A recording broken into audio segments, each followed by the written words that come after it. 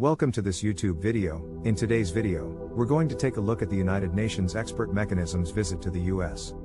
A team of United Nations experts began a 2-week visit to the US this past Monday to focus on racial justice, law enforcement, and policing.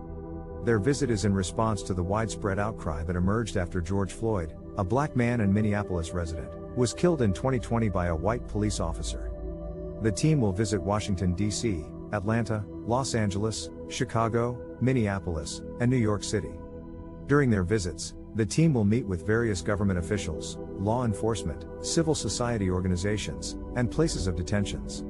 The team's goal is to gain first-hand insight about the lived experiences of people of African descent in the U.S., and offer recommendations to the government at all levels. The panel will examine laws and practices surrounding the use of force by law enforcement officials and see if they are in line with international human rights standards. The visit will also look into diversity in the workplace, access to justice, and redress for human rights violations by law enforcement. One example is the Cop City construction near Atlanta. Opposers of the initiative are concerned about the potentially excessive use of force by police and the effects it could have on minorities. The panel will forego testimony from families affected by state violence, the school-to-prison pipeline, political prisoners, and access to justice. They will then present a report to the UN Human Rights Council at its 54th session this fall. This incident was only one of many cases of racism and excessive force coming from police officers in the U.S.